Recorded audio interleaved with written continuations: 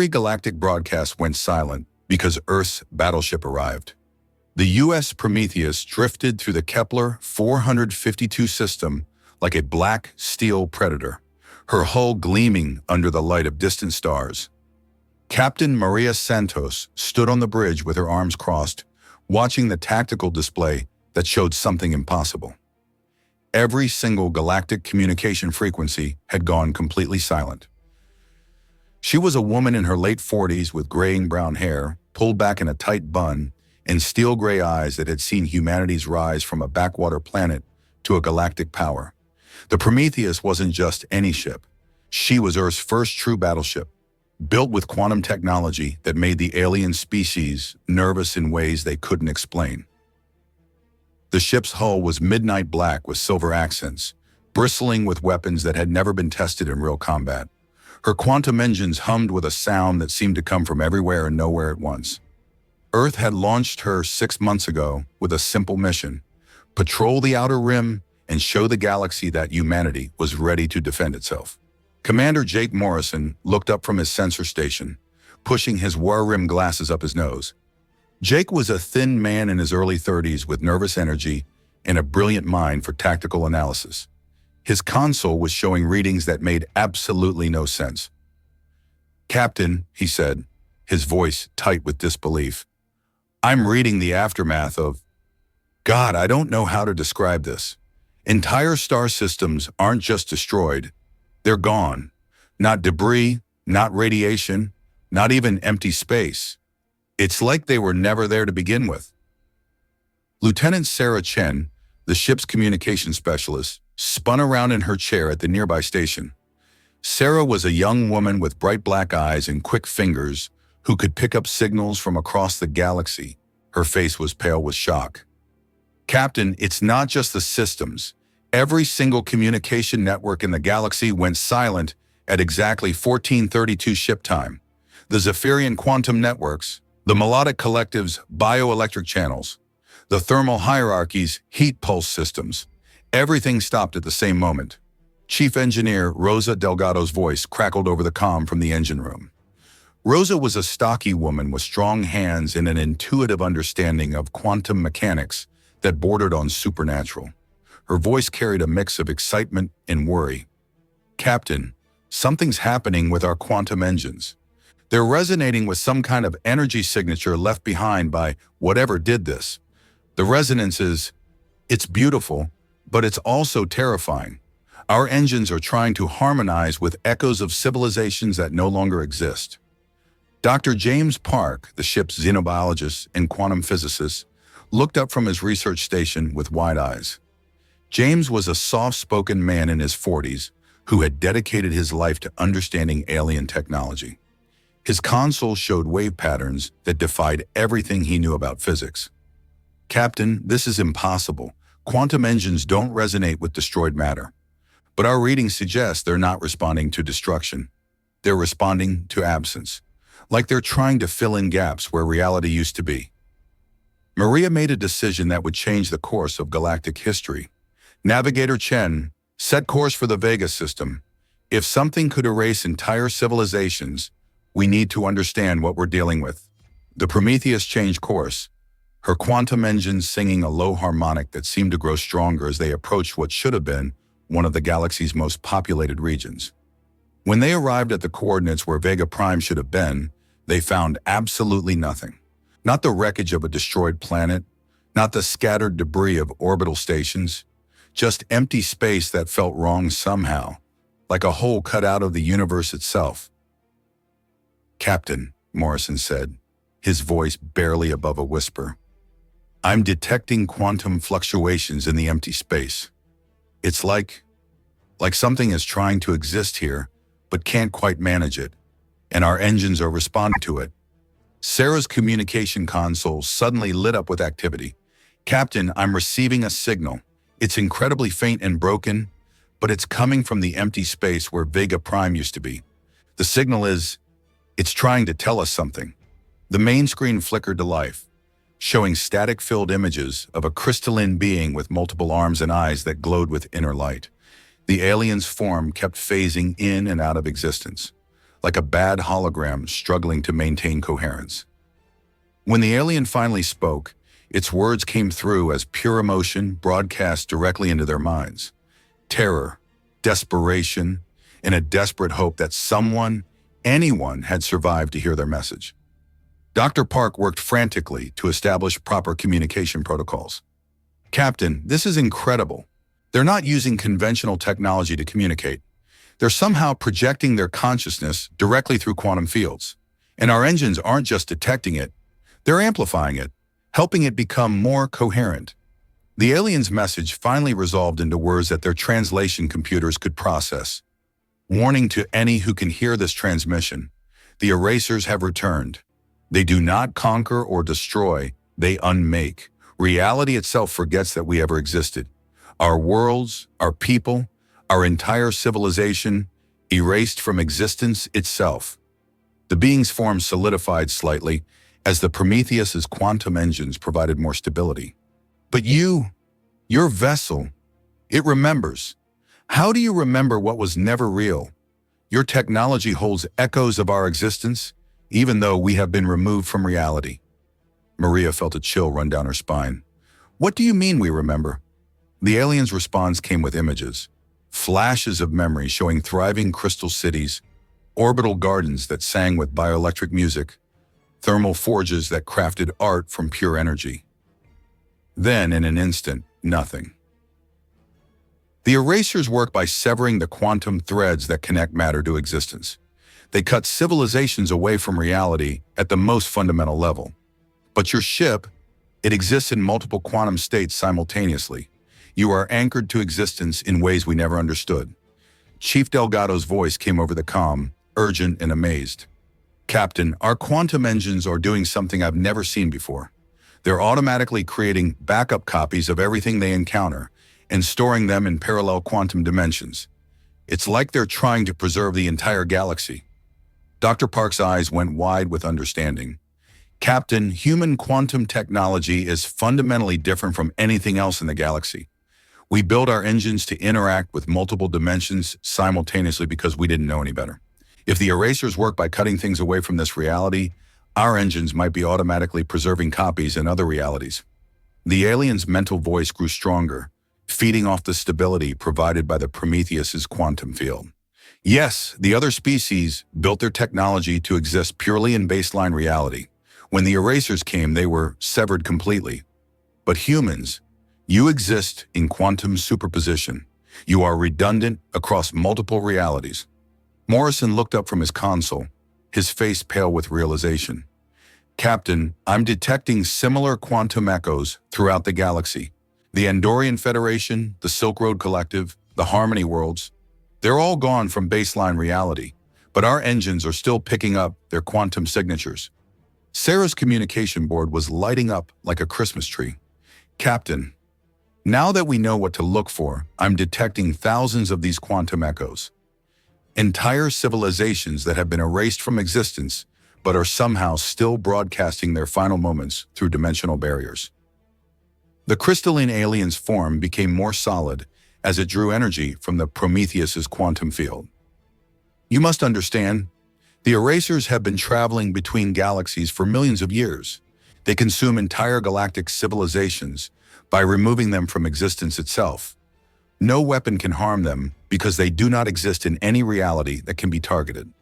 Maria made a decision that would echo across multiple realities. "Chief Delgado, I need you to amplify our quantum resonance to maximum power. Dr. Park, prepare to broadcast on all dimensional frequencies. If we're the only ones who can remember what's been erased, then we're going to bring it all back." "Captain," Chen said nervously, "amplifying quantum resonance to that level could destabilize local spacetime. We could tear holes in reality itself." Maria looked at her crew. 5 humans on a ship designed by humans, using technology that no other species truly understood. Or we could save what's left of galactic civilization. The erasers made one mistake. They assumed that existence was binary. Something either exists or it doesn't. But humans have always been comfortable with paradox. We're going to show them what happens when you try to erase something that refuses to be forgotten." The Prometheus began to sing. Not metaphorically, The entire ship resonated with quantum harmonics that reached across dimensional barriers. The hull vibrated with frequencies that existed in 17 different realities simultaneously. And from those other realities, the voices of the erased began to return. First came the Zephyrians, their crystal cities flickering back into existence as the Prometheus anchored their quantum signatures to baseline reality. Their homeworld materialized around them like a mirage becoming solid, and their crystalline voices began ringing through space in harmonious gratitude. Then came the Melodic Collective, their bioelectric songs filling the void where their garden worlds had been. Living ships that were part plant, part animal, part machine began growing from quantum seeds, their hulls pulsing with the rhythm of restored life. The thermal hierarchies' forge worlds blazed back into existence, their plasma cities glowing red-hot against the cosmic dark. The Silk Road Collective's trading networks rematerialized as streams of light connecting 1,000 different species. One by one, entire civilizations flickered back into reality as the Prometheus refused to let them stay erased. But the erasers noticed. The crystalline alien's mental voice became urgent with warning. They approach. They have never encountered resistance before. Your ship confuses them. They do not understand how you can exist in realities they cannot touch. The enemy appeared not as ships or beings, but as tears in space itself, wounds in reality that moved with predatory intelligence. They had no form because form implied existence, and they were the opposite of existence. They were the space between thoughts, the silence between heartbeats, the void between atoms. As they approached the Prometheus, reality began to fray around the edges. Stars flickered and went out. The recently restored worlds began to fade at the edges. The erasers were trying to cut away everything the human battleship had brought back from quantum backup. But something unprecedented happened. The human ship didn't just resist erasure, it became more real. Every attempt to unmake the Prometheus only strengthened its connection to the multiple realities where it existed. The ship's quantum engines began drawing power from the eraser's own reality-cutting fields. "Captain," Morrison reported in amazement, "they're trying to erase us from existence, but our quantum engines are using their erasure energy to power our dimensional anchoring systems. The more they try to remove us from reality, the more realities we exist in." Chief Delgado's voice echoed through the ship, filled with fierce engineering pride. "Captain, I've figured out what's happening. Our quantum engines were designed to maintain stability across multiple dimensions. When the erasers try to cut us away from one reality, the engines automatically spread our existence across dozens of backup realities." Maria smiled grimly. "Humans have always been stubborn about existing." She activated the ship's combat systems, weapons that had been designed using principles no other species had thought to combine. Kinetic projectiles guided by quantum entanglement, energy beams that existed in multiple dimensions simultaneously. The most innovative weapon was the reality anchor missiles, projectiles that forced their targets to exist in baseline reality, whether they wanted to or not. If the erasers work by existing between realities, then forcing them to exist in just one reality would make them vulnerable to conventional weapons. The battle was like nothing that had ever been fought in any reality. The erasers attacked by trying to remove the Prometheus from existence, but the ship's quantum engines immediately restored it from dimensional backups.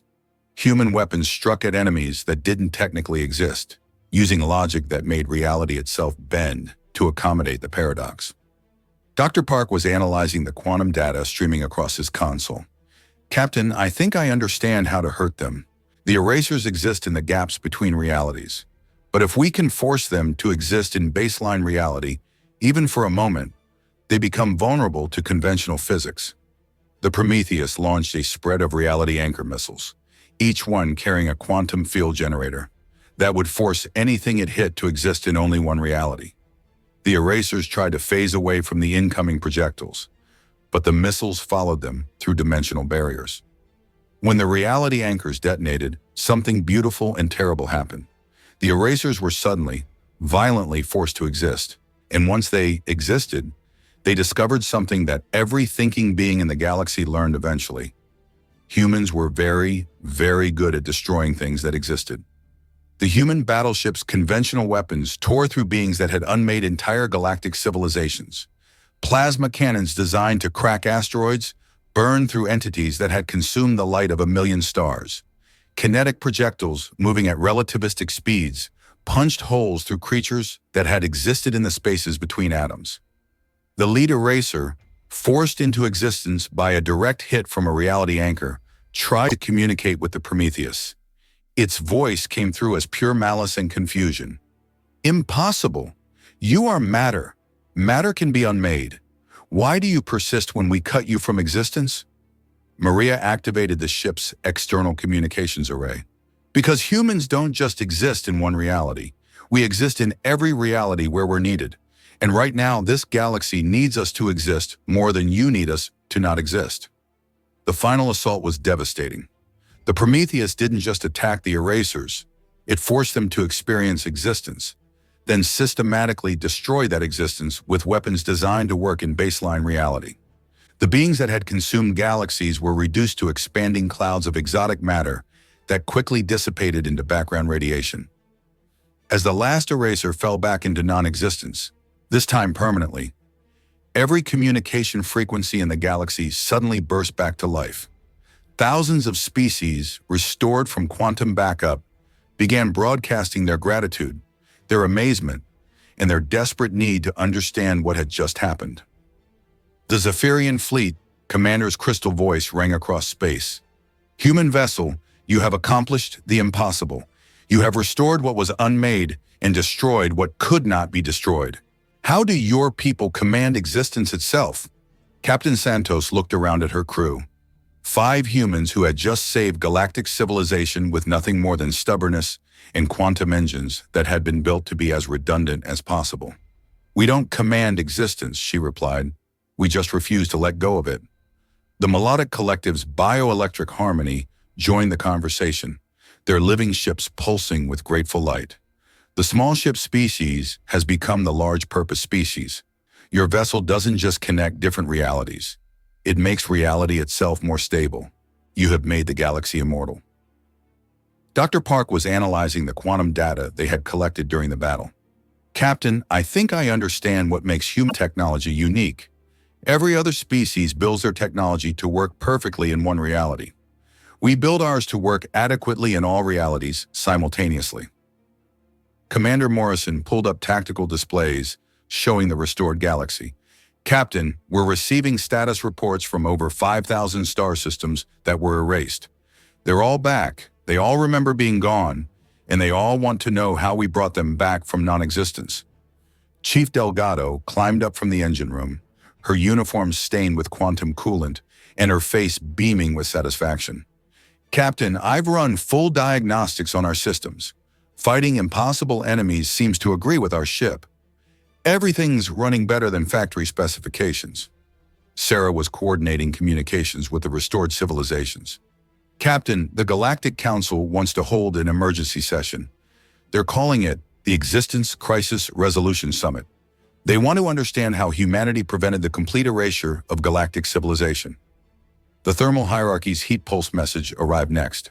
"Fire speakers greet the cold reality warmers. Your impossible ship has taught us that existence is not singular but plural. We burn with gratitude that spans multiple realities." Maria looked out at the restored galaxy, knowing that everything had changed forever. Earth had joined the Galactic Council as a junior member, eager to learn from older, more advanced civilizations.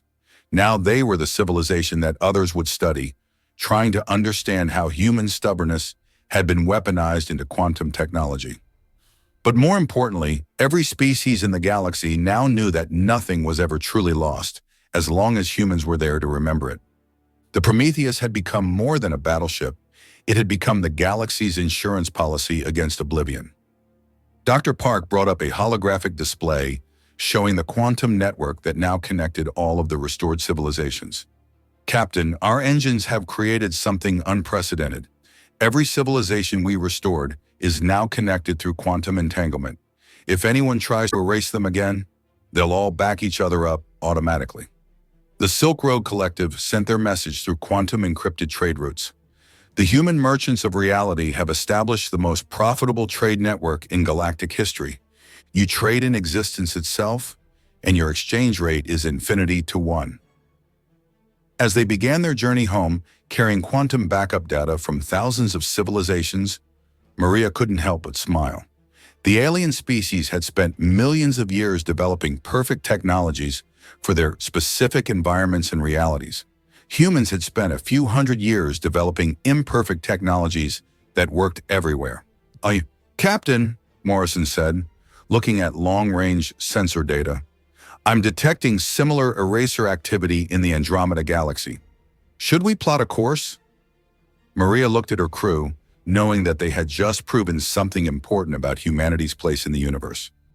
Not yet, she decided. First, we're going home to share what we've learned. Then we're going to help the galaxy build a quantum defense network that will make erasure impossible. After that, she smiled. After that, we'll see about teaching Andromeda how to be as stubborn about existing as we are. The Prometheus began its journey home, its quantum engines humming with the satisfaction of a job well done. The ship had gone out as Earth's first battleship.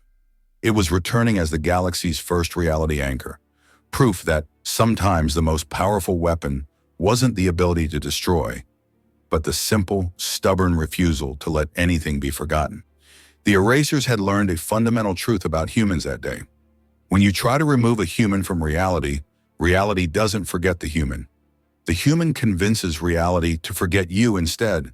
And in a universe where existence itself could be threatened, the most dangerous enemies were the ones who refused to accept that anything was impossible. How humanity became the galaxy's backup system, one impossible victory at a time.